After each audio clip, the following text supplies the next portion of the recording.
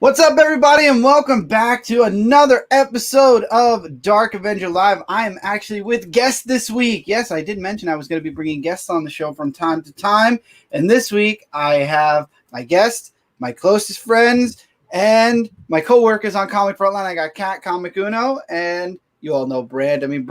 Brant's been on so many different videos with me. I mean, at this point, it's like, well, Brant's just on another show with Chris, so there you go. Yeah. So we're actually doing something really special this week. We're going to be talking about Kat and Brant's Kickstarter, which is like, I am so prepared. I didn't get the Kickstarter set up, which is Like Father, Like Daughter, and The Last Ember Reforged, not the Spawn Kickstarter. Thank you, Kickstarter. Oh, geez. I think we wish, right? I'd take 10% of what they got. $3 million. Sure, I'll take that. That's All right. What's 1% of $3 million? I'll take 1 million out of that. Okay. Screen share. Chrome. We're going to start with, okay, since that's first, we're going to go with that. So, Kat's Kickstarter, Like Father, Like Daughter, issue 1 through 6. It is funded. It is beyond funded. Kat, are you in your first stretch goal already? Not yet. So $6,000 is our first stretch goal, Okay. and then it gets to like the 500 integrals. So Okay. we just need like $400 more. $400 more for your first stretch goal. So everybody better start 100. getting that. Got to get that 400. Gotta get it. We're going to talk about that, and then we have shit. Oh, I have to click it again. Okay, well, fine. Be like that. We have The Last Ember. Oh, you got another backer since I checked. Oh yeah. I woke up to that. I just woke up from a little. It's always nap. nice to wake up to a backer. Right? So $2,329. It is funded and beyond funded. Brant has reached a few stretch goals. Look at this cover. I freaking, when he showed this Yeah, off, I love that. gorgeous. Oh, Cover. so nice. So this is the Kickstarter. Kat, you are in StreamYard. If you could please, could you share like the way you do on Frontline? Yeah, of both course. links Yeah. in the chat. That'd be great. I thought I was off for the day, but it's okay. You're not off. No, when you're on the show, you're not off. No off, Kat. But I do have a few people. So Simon, very cool. Nice seeing you guys. Great seeing you on here, Simon, as always. And Daniel, Calvin, Waves. Hey guys, welcome in, Daniel. I believe Daniel is newer to my channel. So welcome in, welcome. So we're going to be talking about the Kickstarters today. And I'm going to do this on purpose just to piss Kat off. So, Kat, what was your inspiration for writing? I hate you.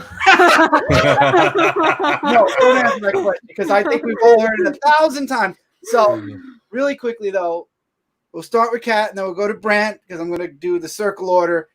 Tell everybody your Kickstarter. Tell everybody your book, what it is. You've said it That I can 1,000 million do. times. Yeah, no, that I could do. That at least it's shorter than the origin story of the book. But yeah, it's about a high school girl. Father left her to become a full-time superhero. Everyone in the world loves him except for her. And then she inherits his abilities. In her last the last issue, we got to see Casey's mom, our main character's mom, is revealed to be the villain of the story. So she works for the KGB. And this issue digs a little deeper into that and reveals exactly her motives of her life plans, really.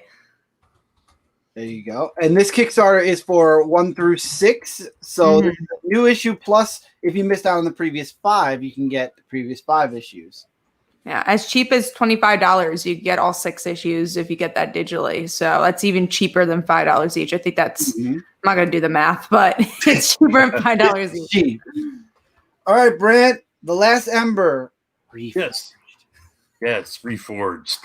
The Last Ember Reforged. Well, first of all, it's a 60-page remastered version of issue 0 through 1. But Reforged it's about, version. Yes, Reforged version. Absolutely.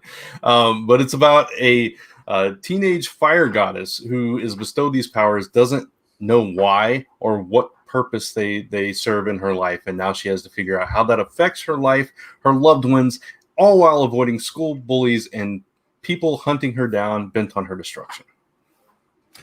There you go. And both of you, now, Brant, I know you already are in works for the next issue. I know, Kat, you're working on, I'm sure, the next issue as well. Art is getting done. I just saw the first 3 pages of issue 7. So Nice. Very nice. Yeah. So Yeah. I actually Brant, go ahead. I just said yeah. Yeah, that's it. Brant's just like, yeah, Yeah. I'm doing it. I'm doing a thing. I'm doing Yip, the yip, yip, yip, yip. Yep. So here's a fun question that I don't think a lot of people ask, because this is a Kickstarter. I'm ready for those questions. I'm ready for the questions that no one asks. So Kickstarter is now a lot of people use Kickstarter nowadays, especially in the independents. You know, we've used it for Celestial, Branch used it for Last Ember, and Kat, you've been using it for like Father Like Daughter, and you have other Kickstarters that you've worked in. So with every Kickstarter, you learn something new, or you gain something from every Kickstarter. So far from this current Kickstarter, this I'm going to work backwards. So Brent, Don't launch during a pandemic. That's the question. no, I mean from the Kickstarter. I mean every time we do, when I did two Kickstarters, one that didn't make it, one did, I learned something. So Brent, what are you getting so far from this Kickstarter? What are you taking away from this Kickstarter so far with Ember? Man, this was a tough one, right? Yeah, this is a tough one. You start with no softball, no ease into it. I've been reading Superman for years. You got the wrong person then. Man, what I've learned from this Kickstarter is that cross promotion and collaboration is a very good thing. I'm going to get to that at some point too. I'm glad. That's awesome. Yeah. Kat, what about you? I would say your thumbnail is the most important thing.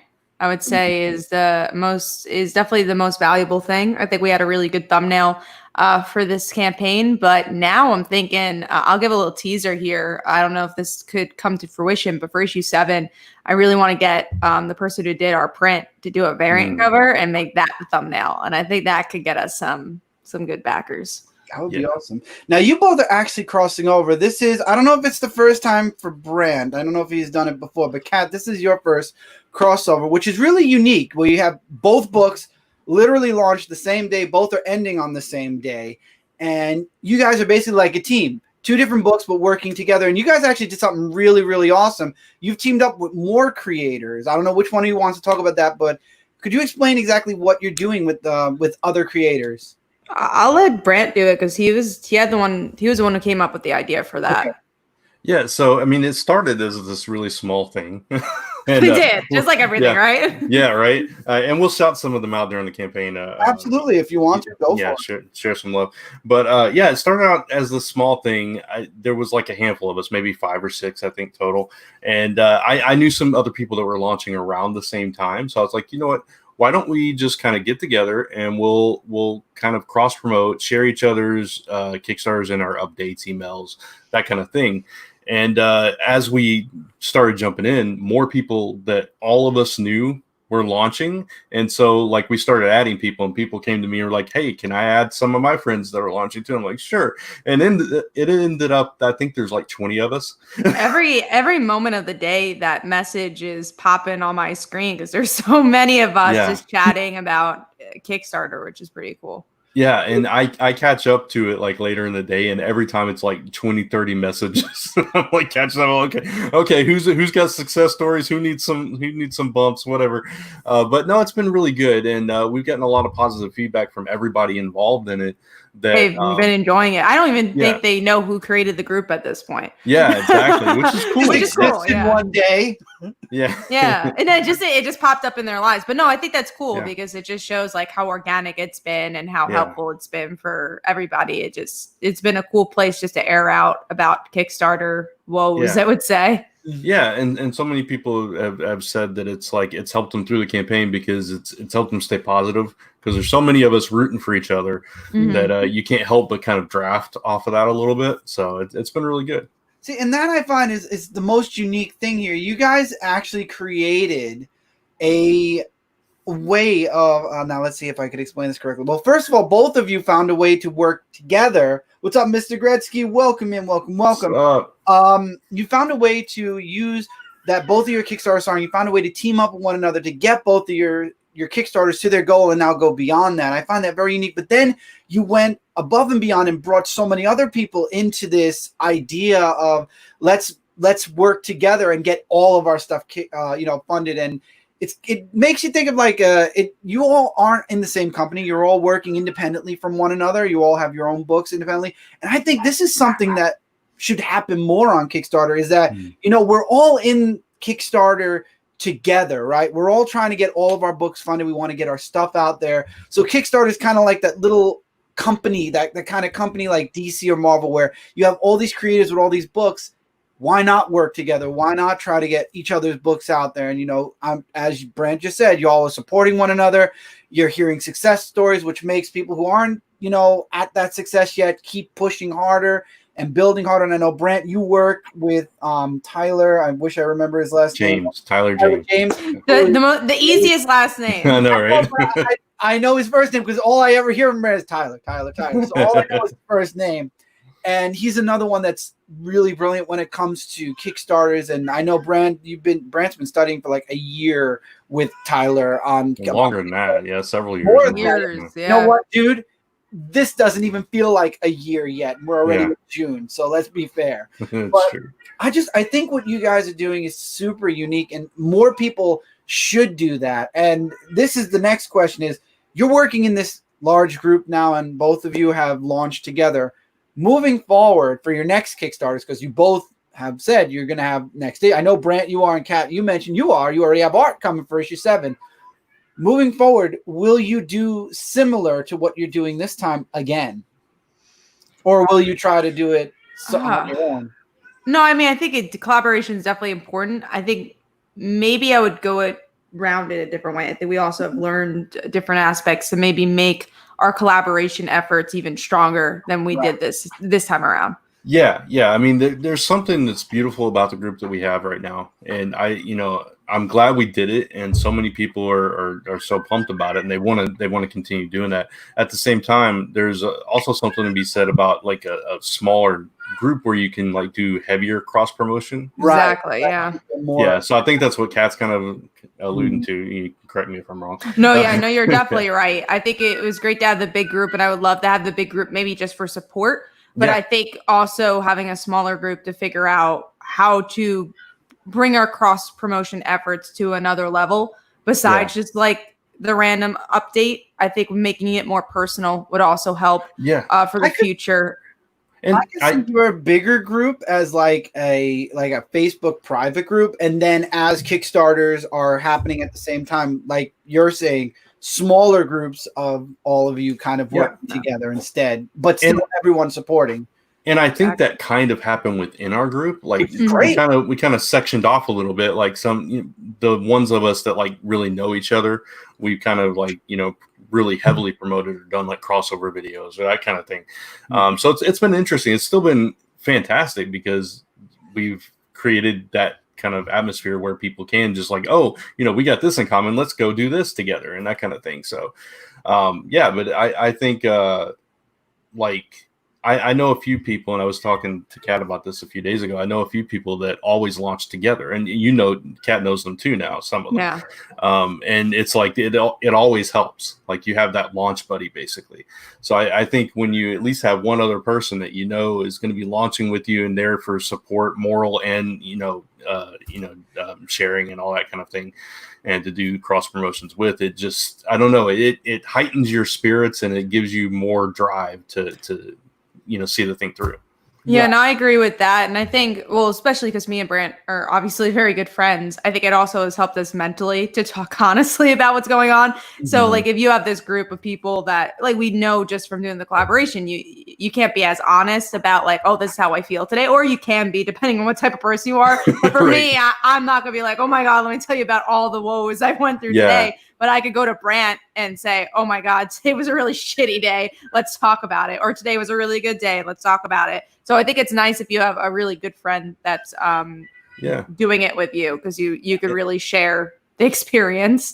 Yeah, for sure. And there are some people in our group that are that open, and it's fine. That's totally cool. It's like I'm more like Kat. I'm more reserved, so I'm not gonna like put it all out there. So it's good to have that close friend. And I love how your group is like, you all don't have to support each other's Kickstarter. You're there for moral support. You're there to help one another. I mean, now I'm sure some of the members have supported everything, but absolutely, with a lot of Kickstarters, it's a lot of money. But I love how you guys aren't requiring it. Unlike certain people are like, you don't support me, I'm not going to support you, whatever. I mean, that's a great logic if you want to have that. I don't agree with that. But anyway, beside the point, I love how you guys, even if it's not monetarily, you all are supporting one another. I just had to highlight that for this show because it's great. Because these are people who maybe half of them can't support every single Kickstarter, but you guys are there for one another. And that's the important thing. That's the support you need more than money, is to have a group that, you know, will have each other's back. I think that's really unique what you guys have done. And I'm hoping that more of that will happen and more mindsets will change to that as time moves forward with Kickstarter and, you know, with Kickstarter just losing their head of comics now. Hopefully, I think it's also interesting that our group hasn't really ghosted each other, because I feel like sometimes when you put these experiments together, be like, okay, there's like two people talking here. I feel like everyone really did support each other's projects and at least referenced it once in an update. I really can't think of many people that didn't do it. So I think that's really great that we picked people who kind of understood Kickstarter and understood, you know, how to do cross promotion in that regard.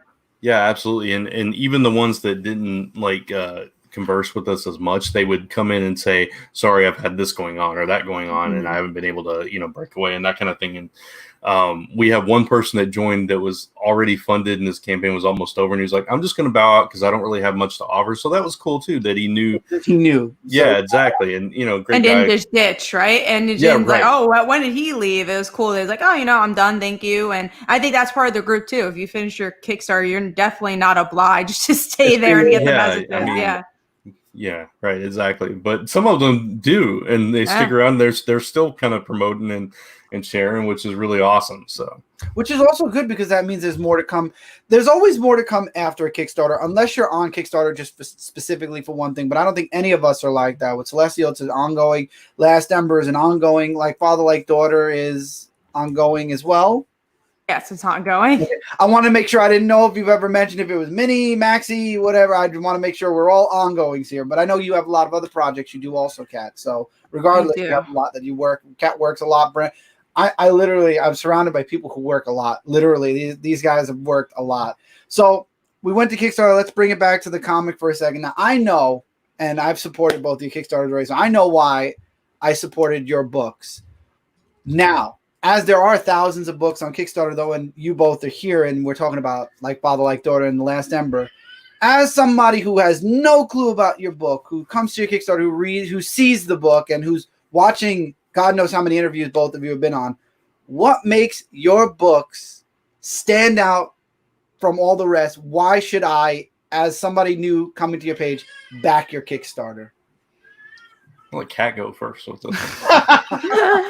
Why should someone back my Kickstarter? Story-wise, I think it's telling stories of characters we don't really get to see in comics or media very often. So that's a story, you know, I would say Casey is very much a supporting character of another book. She's someone that maybe we get 2 panels in another book and we make her the star. So that's something we do. And there's other characters and stories I feel like we don't get enough of, like Stephanie's story that we're going to have coming up, a bisexual coming out story. I'm very excited about that. Don't get a lot of that in media. So we're going to be doing that. And then the Kickstarter itself, I would say I got some good prices. You know, you could get $1, you get 7 comics, which is crazy. Again, I made it cheaper for you guys to get the digital bundle. We got some cool variant covers in there. We have Evie Katata does the dancer, black and white cover. We have Sarah, who actually works for DC Comics, just did a Teen Titans Go issue for them. She did a cover. And we have the Pride cover and the regular cover. So there's a lot of cool variants you can get. And yeah, I just think, again, good prices for a good story. And you have 6 issues to read. It's not a book that's going to fall off the face of the earth. I know a lot of people get nervous about that with indies. It's like, this is obviously an ongoing book. Right. So I guess I'm up now. Oh, you are up, follow that, right? So The Last Ember, there are elements of it that are familiar. Like you got your coming like fire. Of age. Yeah, fire. Yes, fire. A woman with fire powers. You know, but you know, you've got a coming of age. Unexpected hero trying to figure out how to use her powers. But it's also like this mesh of superhero with fantasy with mythology and mystery. So you've got all these things wrapped into one, and there's all kinds of twists and turns that are going to come, and the world's going to change. And it's also the kickoff of a universe eventually. Someday way down the line in the future. But yeah, so I mean, it's got all those elements, and I just think it's cool. So hopefully you think it's cool too. And we've also got some really cool variant covers. Yasmin Flores Montanez, who just announced that she's doing Goosebumps for IDW. So congrats, Yasmin. That's awesome. I saw that. I might actually be picking that book out. Yeah, so she did a variant cover for us. Federico Sabatini and Andrea Celestini did a variant cover that Chris pointed out was the thumb for the campaign. And I'm going to announce it here first. I've not said this anywhere else. Oh, wait. The big announcement. Go ahead. Yeah. So going forward, starting with the next issue, that cover, Federico and Andrea are the new art team for The Last Ember. Woo! So, yes, so that is huge. I am so excited about the new direction for the book. Can't wait to share it with you guys. So it's going to be awesome.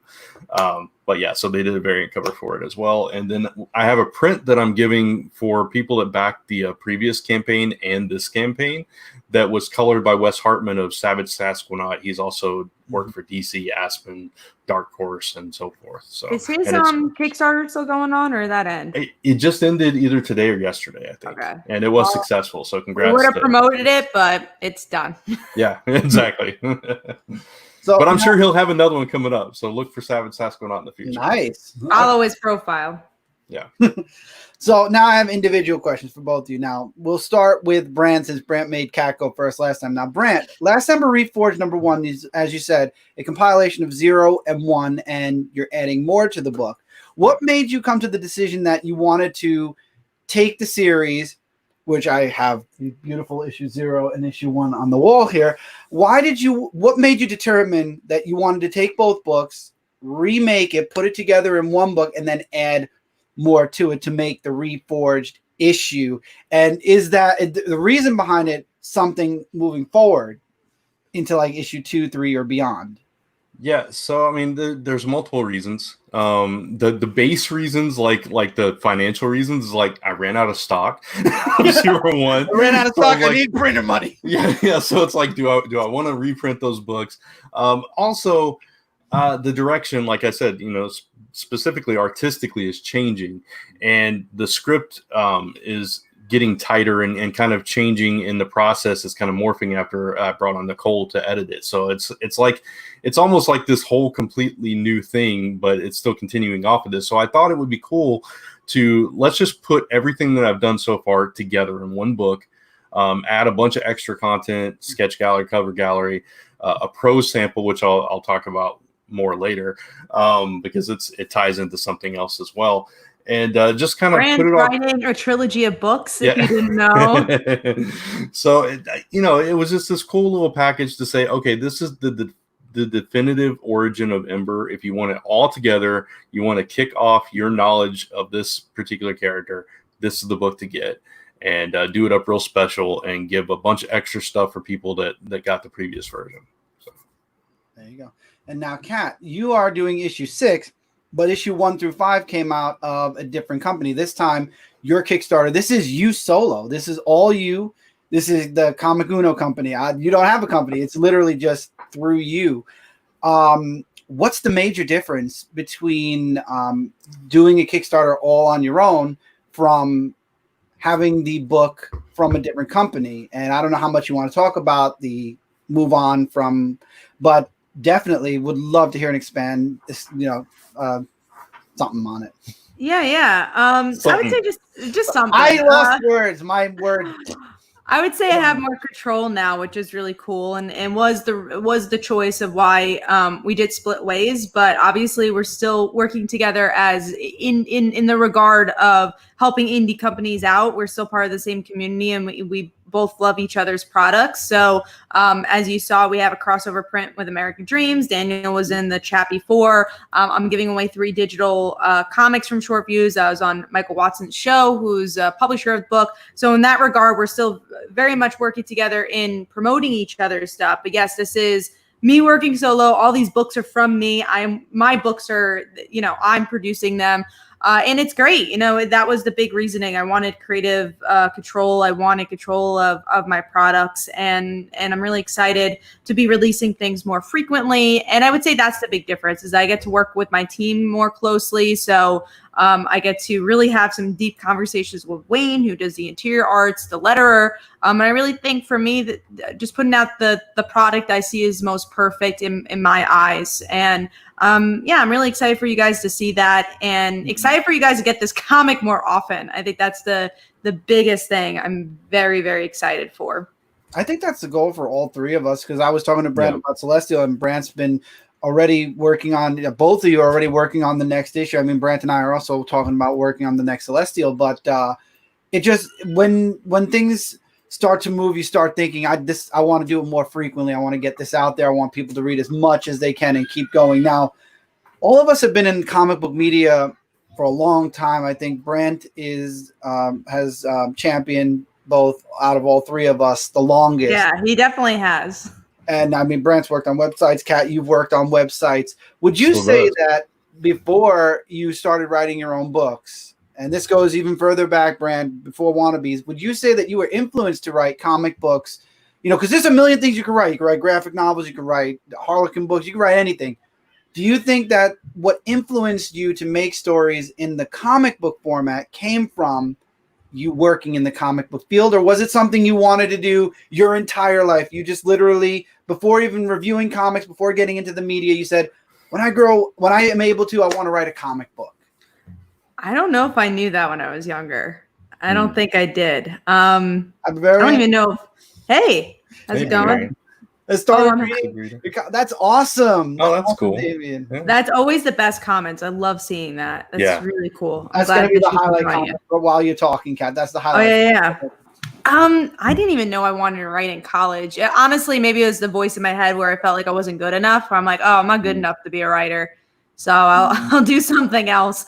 But then as college went on, I kind of figured out what I wanted to do. I think, I realized I really wanted to write, and it's what I liked. And I don't know if my work in journalism helped that. I think I realized I like doing journalism, but it's something I don't want to do for the rest of my life. Maybe that's something I realized as I was doing it. That's fair. Not that I don't enjoy doing it. It's just not the forever job, but I would really like the forever job to be writing comics or writing TV. Yeah. So for me it's a little backwards. It's a little reverse. I always wanted to be in comics. I wanted to be an artist, actually, for most of my all the way up until my 20s. I wanted to be an artist, and I drew every day. But it wasn't until college that I discovered my love for writing. My English teacher brought that out of me. She saw something special in my writing, kind of pushed me and encouraged me, and it made me fall in love with it. And at the time, I'd been out of comics for a few years. I'd stopped reading them, and I've talked about this multiple times, but I would occasionally pick up Wizard magazine, and I saw ads for CrossGen.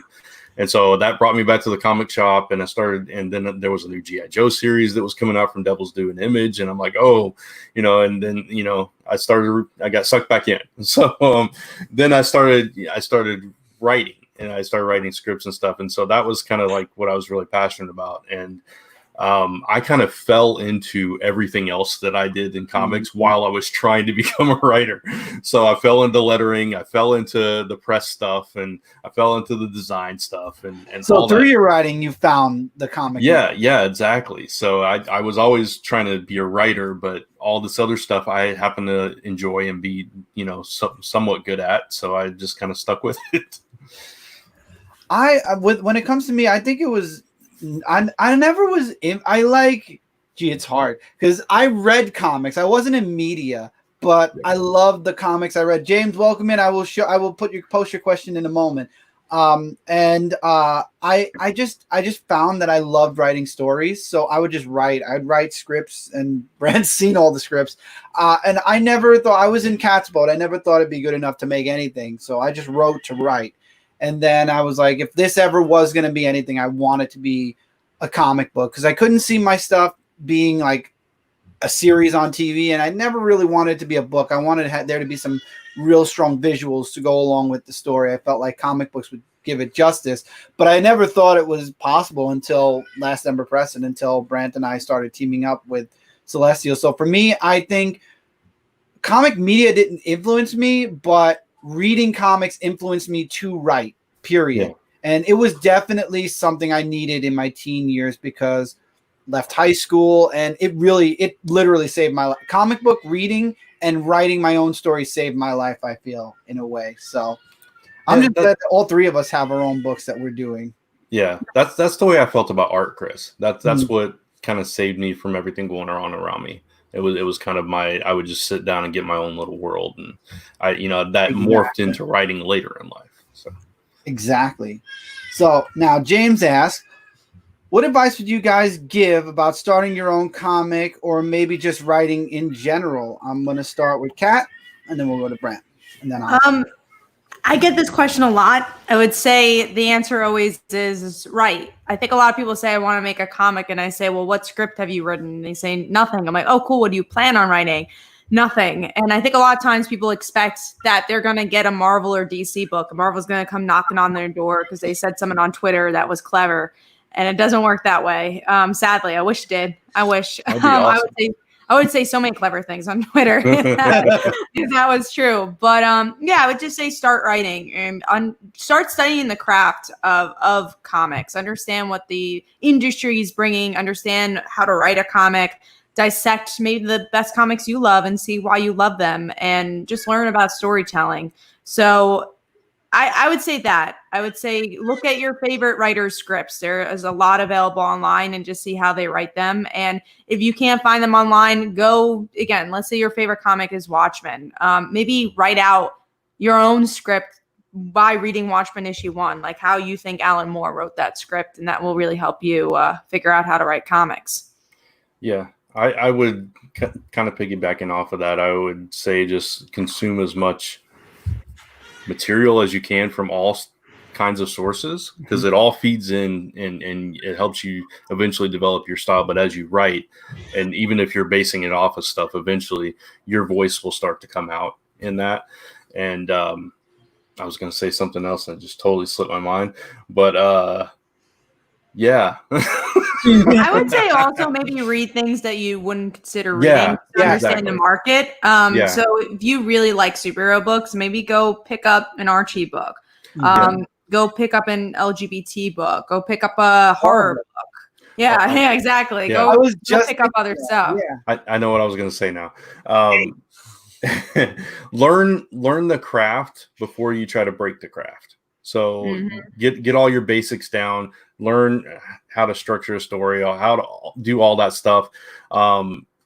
Like Kat was saying, there's all kinds of script samples and everything. And I know people write differently, but learn as much as you can at how other people do it as well. And then once you've got that all down, kind of then develop your own style.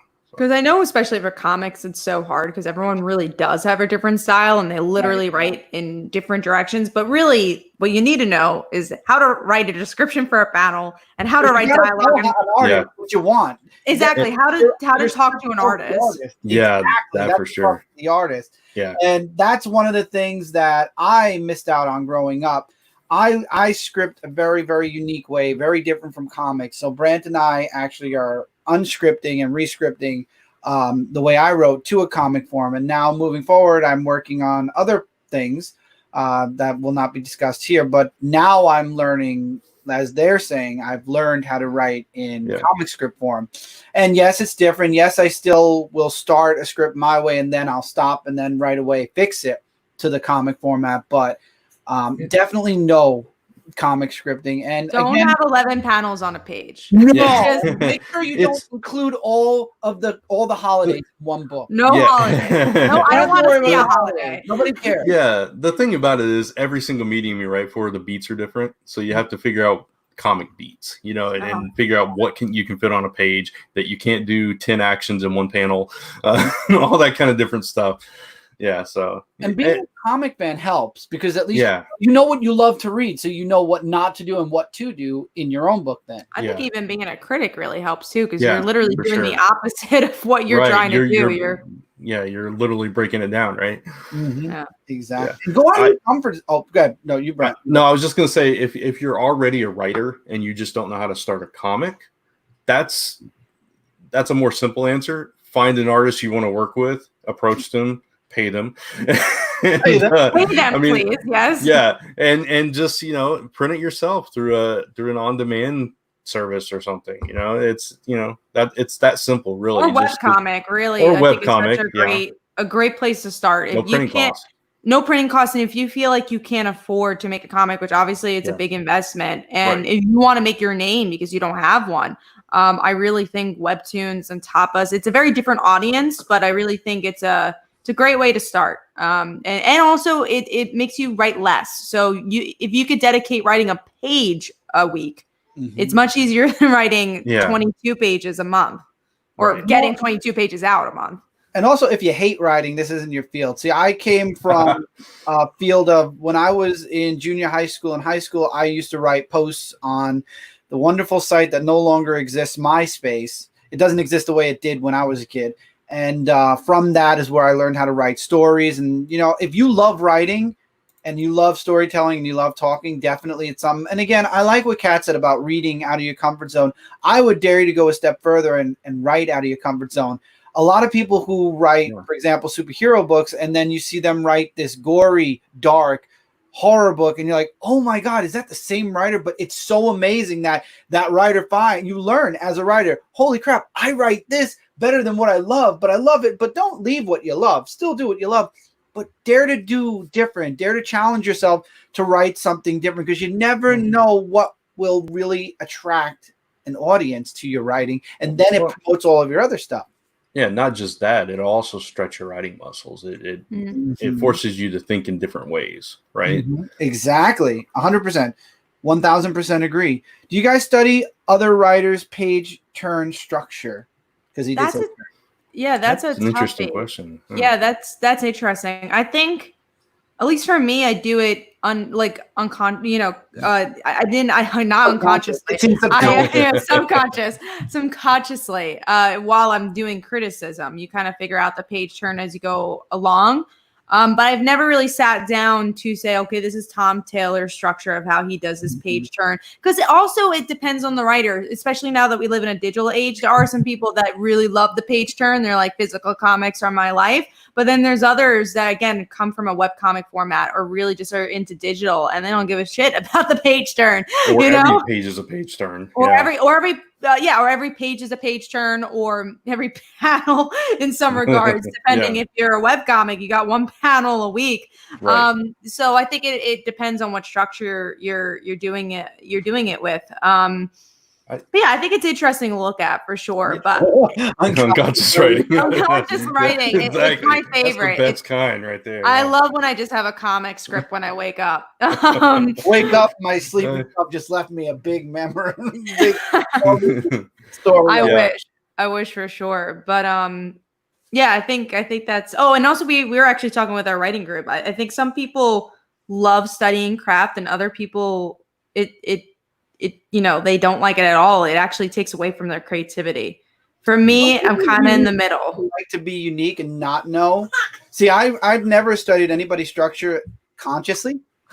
Some unconsciously maybe, but not consciously. I guess I did without noticing it, but I kind of feel like if I was to study under somebody else, it wouldn't be my style. So I think everybody tries to be unique when it comes to their writing, because then it takes away from people. But some people do like to copy others. Some people just find it easier that way. Yeah, without putting names out there, I've seen like students of other people, and their writing is very similar to the person. Yeah, I have a feeling I know what you're talking about. Yeah, probably know exactly what I'm talking about. But it's like that, and even though they do still have their own voice, it's still very similar in structure and pacing and all that stuff. For me, I think I'm more like Kat. It's more subconscious. I take note of certain things. Like I'll be like, oh, that's classic Bendis, or that's classic Gale, whatever. So I'll know these things when I read them, but I'm not like constantly just sitting down and studying that structure personally. And I think, we consume so many comics. Yeah. It's just like, it's hard not to study it and look at it. But also I went to school for writing. So like I was kind of forced to read some of those, intro to writing books and all that. Yeah. So I feel like once you read the one or two, they're all pretty much the same. Yeah, I had one of my English classes was a English lit class, and we had to break down classic poems and tell what the writer was meaning from it and all that kind of stuff. And it was just like, that was a nightmare for me. I'm not a big poem fan either. I know people like Luke, my best friend, he loves poems. He loves breaking down poems. I'm like, I just don't get it. It's just not my thing. Yeah. I think I might subconsciously study structure as well. Yeah. It's probably more common than we realize. Right? Yeah. You guys review so many comics, so a lot of subconscious. Exactly. Yeah. Yeah, definitely. I mean, sometimes I'll count the panels when I read to see how many panels a writer will use on a page. Mm-hmm. I never did consciously, but I do. When Brant and I were scripting, I do remember saying, okay, in my own mind, not to Brant, I was saying to myself, okay, we can't go over this many panels because that's too much. So I guess in a way, yeah. Also know your artist too, though. I feel like, Wayne, he's pretty good at squeezing a lot of panels in one. I don't really like knowing too many strengths and weaknesses. Yeah. And then also asking him, hey, do you want this many panels? And also giving the free will of like, oh, if you don't need that panel, take it out. Like, I think it depends on your relationship with the artist. Right. Yeah. Like with Celestial, Chris and I and Lucas, like after that first issue, we kind of got a feel for the way that he lays his pages out. And it's like, okay, well, he's probably going to want an extra page for this. So let's kind of just stretch that out or let's condense that and get rid of that panel and that kind of thing. So exactly. And one thing with writing, always write your own voice, be unique, but understand everything's been done before. Don't be discouraged. Like, oh, this person did this. Or, oh, this person did that. Everything's been done before. Do it in your voice. Do it in your spin. And it's unique and different already. I think also you need to understand it's hard. I think what you really should be studying if you're a new writer is business even more than writing. So understanding how to sell a story is maybe even more important than how to write it, because you'll learn how to write a story of how to sell a story. So going back to, yes, it's your voice, but okay, if you're selling it to somebody, if you're going to give an elevator pitch, how does it sell? What's your hook? Would you be interested in buying it? So I think that's really what you should look at is like the business. There's so many aspects. There's a lot of aspects that you definitely have to think about. It's hard because as a rule, generally speaking, obviously, creative people are, I don't want to say we're all introverts, but I do want to say we kind of shy away from that side of things. We just want to create. Right? We want to. We're forced not to, though. We're forced to talk and pick your butt. Yeah, exactly. But that's such a huge part of it. Unless you have like an agent or a publisher who's doing all that heavy lifting. But even then, you have to kind of sell it to them. You get that agent, you got to sell it to them. And at some point, you got to be a seller. And then if you're at a convention, you got to be the exactly. Seller. That's what I was going to say too. Yeah, if you're at a convention, it's up to you. So yeah, that's definitely a very important aspect of this whole thing. You got to learn how to speak up. You got to learn the business of it. You got to learn the marketing of it, and it's hard because it does push you completely out of your comfort zone sometimes. And it's interesting because you do get the Twitter advice or the writing advice, like you're kind of saying, Brant, of don't think about the person you're selling to. But I think it also comes to which level you're at. If you're doing a work for hire, let's say. You're the voice of like who you're trying to please, which is the person that hired you. But if you're writing your own book, you got to really, really try to sell this book. Even if you're a big name, you got to really try selling this book. So again, what's the hook? And very few writers in this industry, like Brian K. Vaughan is maybe, one of the people I could think of. He could release Paper Girls and not have a synopsis. He can literally just have that cover, be like, read this book and everyone will read it. But very few people in this industry could do that. So you have to really understand, yes, you're writing for yourself, quote unquote, but you are writing for other people. I know it's hard to think. You don't want to think about that while you're writing, but it's something you got to come around to. Yeah. Well, that's a good question. Now, I like that idea. I'm gonna run with that question before James. So, writers like Brian K. Vaughan, Brian Michael Bendis, you hear these names, titles, and big things they've done, just magic. They pop right into your head immediately. With your books and your writing, what's your goal when people think of you? Let's be fair. 15 years from now, what do you want to? What's your goal with having readers when they say? I'm the girl with the cane. I'm very old now. You're gonna be old for 15 years now, if you're walking with a cane, I'm in a walker, wheelchair or something. Well, you go what first. What mark do you want to make? Give me a mark that when people hear your name, they're gonna think, "Oh, Brant, oh, Kat, they did." I would say for me, I would hope that people think I write stories outside the box, like something you've seen before, but in a very fresh way, like themes that you are very familiar with in a very different voice. That's what I would really want to see, is just like hopefully the twists and turns shock you a bit. It's interesting. I had a friend, I had my brother watch Dead to Me, the TV show, with Christina Applegate. I know I'm talking to the wrong crowd here, but hopefully someone in the chat knows what I'm talking about. My brother's like, I feel like you wrote this. And I'm like, oh, I have to watch it then. And I watched it. I'm like, yeah, this does sound familiar to me. And I told one of my friends, Phil, who we had on the show for Frontline, I said, go watch Dead to Me. And then literally 3 episodes later, he said, it feels like you wrote this. And this is 2 different people. Did not talk to them about this. And I think that's kind of cool, where people could kind of understand what your writing is and be like, oh, this is your style of writing. I think I'm very sadistic in my writing. So have a show like Dead to Me definitely makes sense. I think that's something I would really like, is people know my staple and the styles of storytelling, even if it's not the style. Obviously, I would like to write different genres, but I think there's themes I like to touch upon in all my books. Yeah. I like to touch on certain themes as well, and I've always been drawn to the coming of age, unexpected kind of hero stories, and so that's what I tend to write. My story, yeah, but I also like meshing different genres together. So like Ember is kind of fantasy / superhero, so that's kind of probably Ember. Yeah, exactly. That's kind of probably my pocket. It's like just taking 2 things I love and mashing it together and seeing what happens. So and then you add mythology. Yeah, exactly. So I like to play with all that stuff and just mix it up and see what comes out. That's awesome. And for me, I like writing a good story. If I've entertained somebody, if I've given somebody something from my stories, that's what I want to be known for, just making an impact. Now, this is a lightning question. So it's 1 word, 1 answer for both of these. Kat, strength and weakness in writing. What are you strong at writing and what are you weak at writing? I'm strong at writing. I know this is supposed to be lightning, but I would say I'm strong at writing self-discovery stories. Okay. I'm weak at writing. I don't want to say comedy, because I think I am good at writing comedy. I just don't think plain old comedy I'm good at. I would say anything that's like heavy genre. So fantasy and like sci-fi and just talking about that exposition. Yeah. Like that is definitely my weakness, is the exposition of those worlds. I can't do. Brant.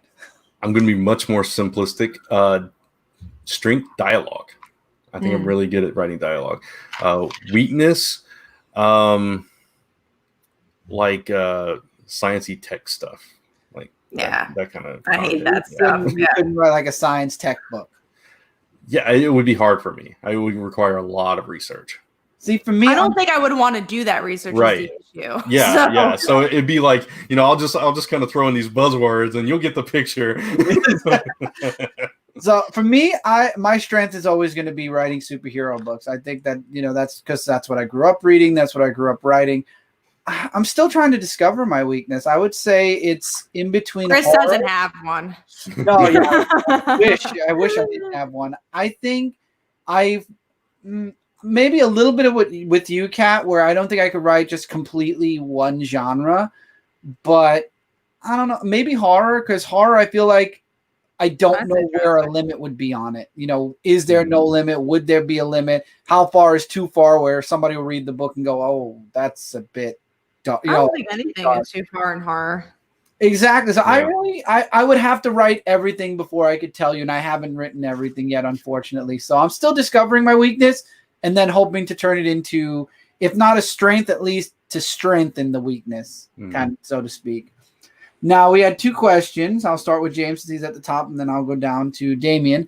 Do you guys plan or think you would write more comics that would go out of your comfort zone? As a matter of fact, I'm doing one right now. Kat, start with you. Yeah, for sure. So I actually wrote TV. So I usually do a lot of books with female leads, and I really wanted to test myself and create a book with, a story with a male lead. That's all I'll say. But I wrote a whole TV script, and I actually think it's my strongest writing to this date, is that thing, which I won't mention. So yeah, I would say I definitely have gone out of my comfort zone. It's something I try to do more often. Yeah, for me, I mean, writing Ember was a little out of my comfort zone. I'd mostly written male leads before that, but So I think, yeah, exactly. Reverse, yeah. But beyond that, yeah, I definitely think that I would want to write out of my comfort zone. As a matter of fact, there are some ideas I have that would push me far beyond it, dealing with religious aspects and different things like that I'm not totally 100% comfortable putting out there or putting my voice behind, but I want to do it. You know, it's like, it's important to me to push myself in that way. And in other ways too. It's like, I was talking with Lisa about a book, and Kat knows what book, and both of you know what book I'm talking about. It's like, it's completely different than anything you would expect from her, but she really wants to do it. It's the same kind of thing. She wants to just put that side of her out there. And but I like that. I like that she'll put a book out there and it's like, wow, that is so not Lisa, but that is so awesome at the same time. That's when you see colorist of Garfield, think the complete opposite. Right. Oh, Garfield. My mother is calling me. Hanging off that guy's body. Hello? I'm on a live show. Now you are too. Who is it? It's my mother. Hi, Mom! Huh? They said, hi, Mom.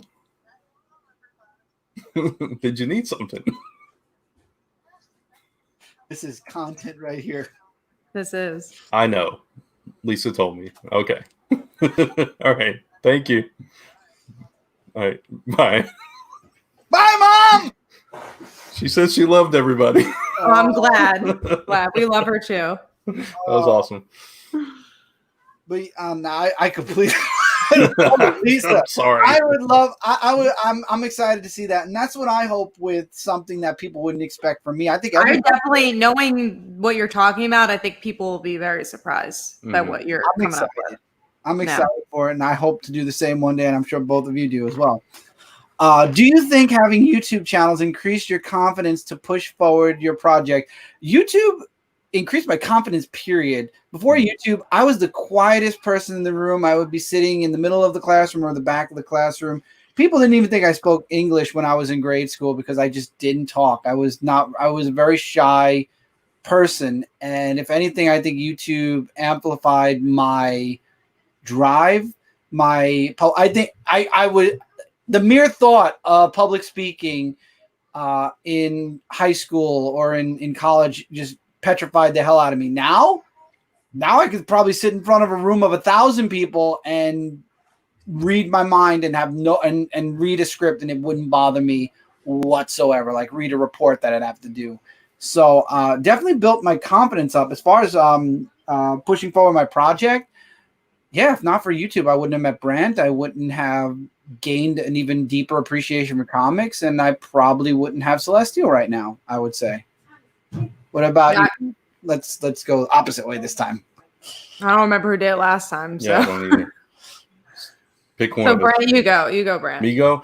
Yeah, in ways. I think I was a little further along on my journey when I started doing YouTube. So my confidence had already started building. I'd already done some conventions, and I had been pushed out of my comfort zone in other ways earlier in life. But getting on YouTube, I think, definitely gave me confidence in the comics community, where I didn't have that as much before.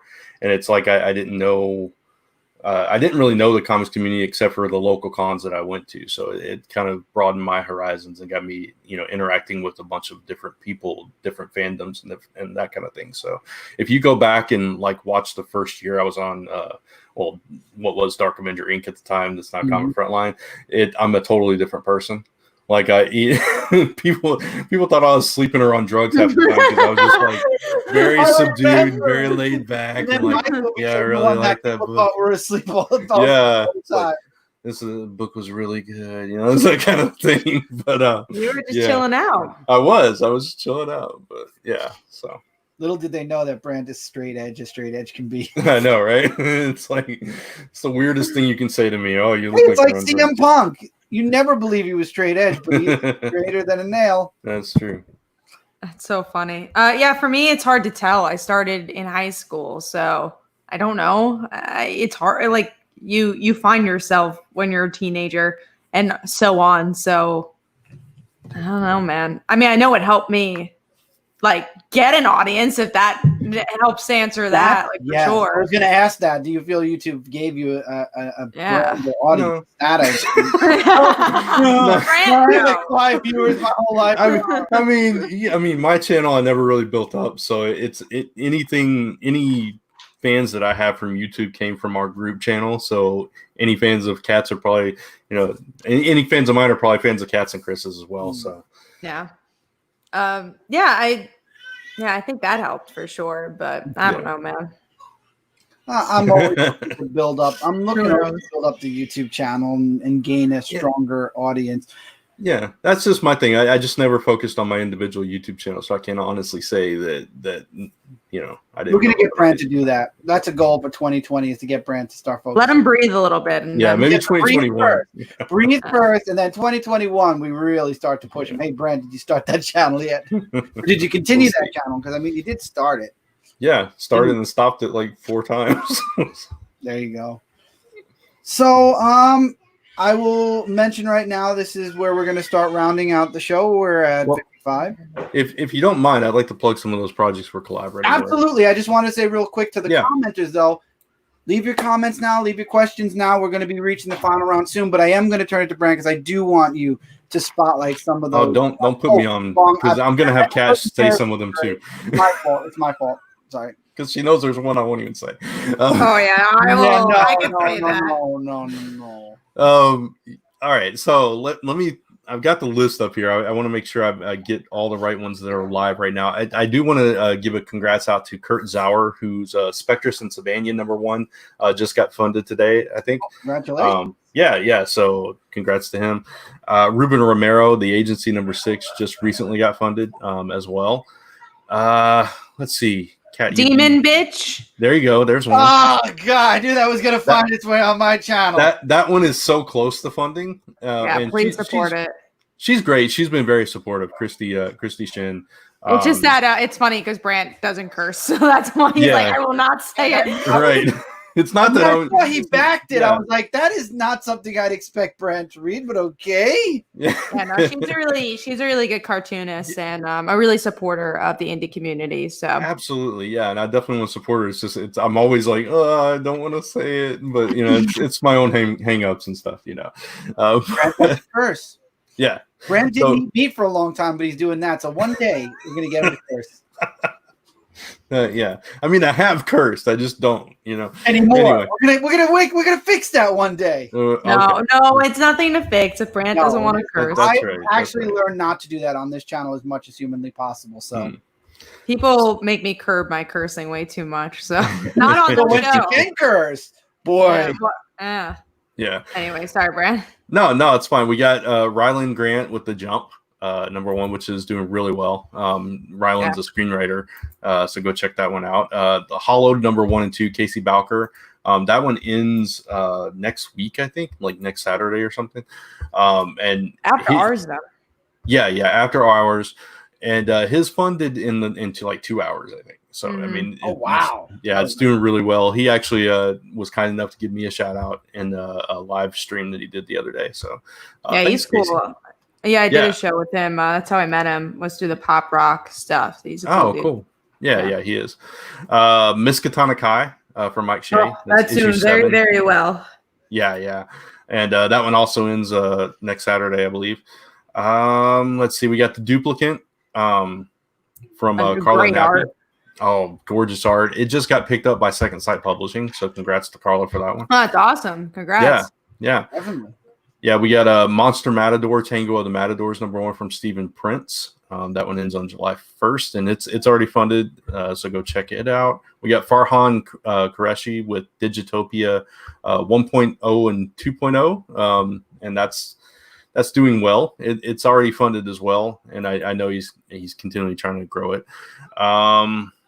Is that all the ones that are still live, Kat? I think so. I think that's it. Yeah, I think the rest of them have already ended. Yeah. Yeah. There you go. So there you go. So If we missed somebody, we're sorry. Yeah, for sure. They love you and they'll put it in the comments, I'm sure. Yeah. So we haven't gotten any more comments from the people, but I do have a closing question for both of you. Simon popped in there and said Demon B has been funded today. So I didn't realize it made it. I must have missed that message. That's awesome. Congrats, Christy. I didn't see that. That's cool. So here is the closing question I have for both of you. As both of your Kickstarters are now funded, what's the goal for the next Kickstarter? Oh, I think you meant for this one still. Oh, yeah. I thought you meant for this one, too. I was about to say, well. Since you want to double dip, what's your goal finishing off this one, and what's the goal for your next Kickstarter? What are you bringing to your next Kickstarter? You obviously, every time you do a Kickstarter, you set the bar higher. So what are you setting? The funding goal will not be higher for the next one. No, but there's a lot of stuff that goes in beyond funding. So yeah. Finishing the next one. Well, for me, you want to go, Brant, or either way, whatever. All right. For me, for this one, I really want to get to 200 backers. In all honesty, I would love to get over the backers I did last time, which was Kat's Kickstarter now. Even for $1, it's much appreciated. I would love to beat the 236 backers I got last one. I don't know if we're heading towards that direction, but we'll see.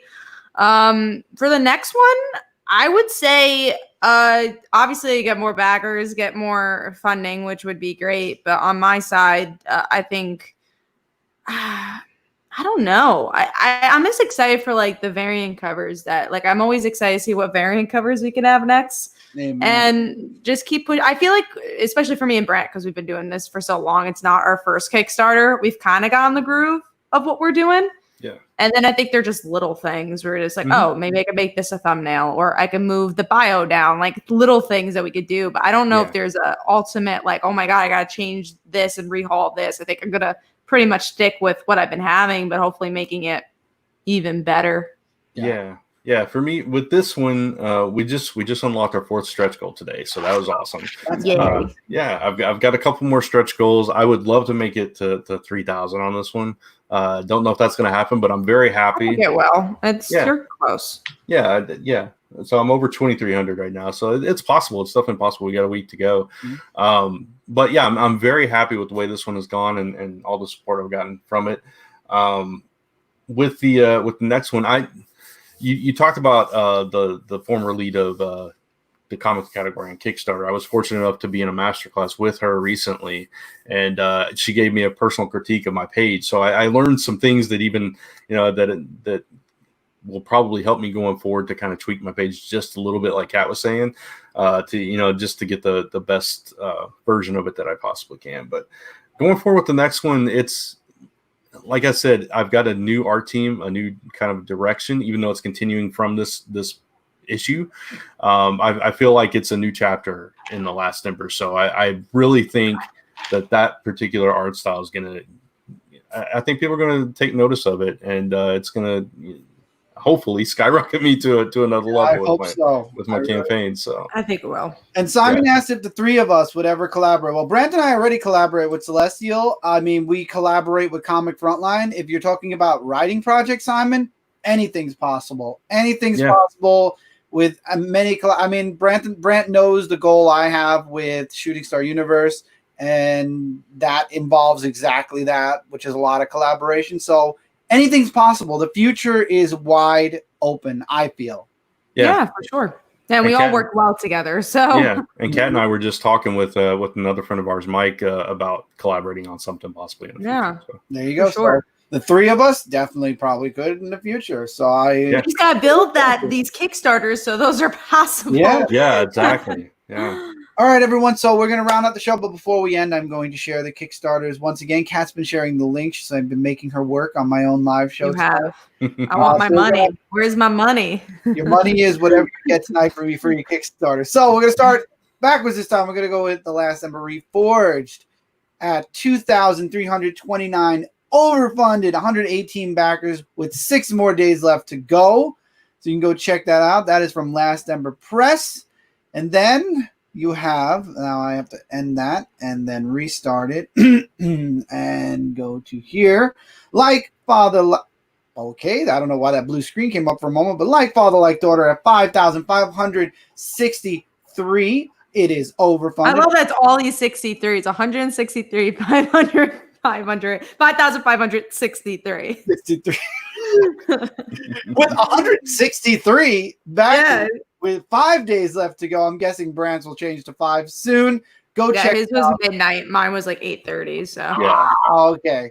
So go check it out. Check out both Kickstarters. Back them up. Let's get Kat to our first stretch goal. Let's get Brant to his 700th stretch goal. And if you back both, thank you, Brant. If you back both Kickstarters at a physical level, you get this beautiful print free. And it is beautiful. it is. Oh my God. I still like every day, man. I'm just like awe at it.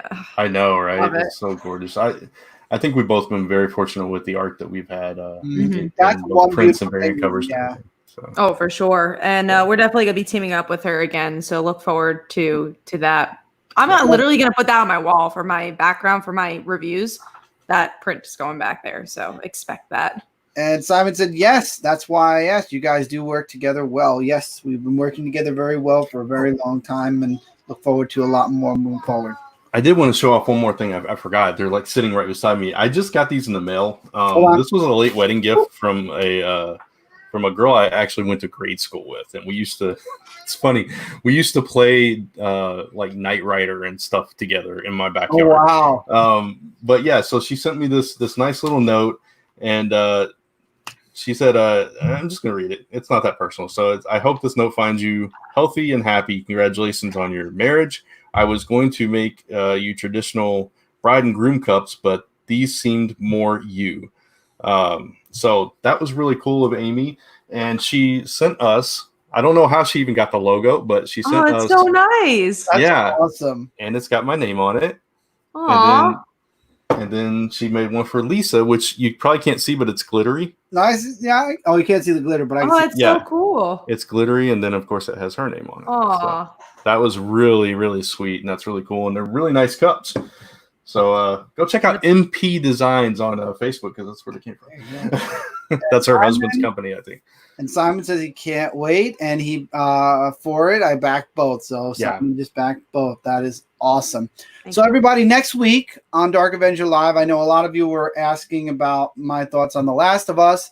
Didn't buy the game, but I did watch it. And I feel since the game just came out, let a week go by for spoilers. So I will be talking in-depth spoiler about it and the garbage it is in a week. So we'll definitely talk about that, comics, and much more. I think this is a very special show. I hope to do more of these in the future. If you all enjoyed it, as always, let us know or let me know. I'm so used to when I have multiple people on, I think, Frontline. Let me know in the comments below if you enjoy this. I'll try to do some more interviews, maybe for Dark Avenger. Chris is multiple people, so you can let all of the Chris's I literally am a Gemini, so I am split personality anyway.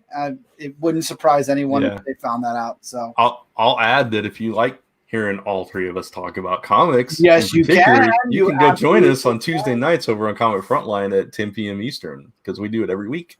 Yes, and I couldn't switch. Let me see if I can. Actually, I can do it. You can switch this. Let's see. And do that. There we go. Are. There's us. Comic Book Weekly. The three of us are the first ones too. We are. That's funny. There you go. You can check out Comic Book Weekly on Comic Frontline. We got 2 more comments. Oh, and Mike, I'm sorry we're not focusing on wrestling this week because we are doing the I don't Kickstarter, watch but wrestling. Yes, yeah, but I will say it's awesome that Matt Riddle moved up to the main roster. That's cool. That is cool. So next week we'll be back to a regular show again. You enjoy interviews, let me know, and we'll see if we can make this happen every once in a great while. Thank you, Kat and Brent, for coming on. I really am glad. Thank you. Yeah, for sure. I'm glad both of your Kickstarters are funded. I just hope you guys go above and beyond like you guys want to, and I look forward to the next one. As always, everyone, links in the description below for everything. If you'd like to follow any of us on social media, this time I was smart and have the button ready. You can follow me across social media at Dark Avenger C86. Kat is Comic Uno. Brant is at Brant Fowler. She finally pointed in the right direction. I did I'm it not wrong even going to try the first tonight. I don't see. I did it the wrong way first. It's somewhere down there. I don't know. It's over there somewhere, and I don't have the outro video for this. Cool. Thank you guys. Thank you for being. Thank you. here. Yeah. Thank you everybody for being here live. If you enjoyed the video, thumbs up. If you're new to the channel, click the sub button, and don't forget to also click the notification bell so you're notified. New videos are coming. Top 10 comic covers debuted today. If you missed it, go check that video out now. JD did an amazing job editing that video. See, that moment right there probably would have gotten another planet explosion. But anyway, thank you all so much for being here. Take care. Keep reading, keep collecting, and I will see all of you really soon in the next one. Bye, everybody. Have a great weekend.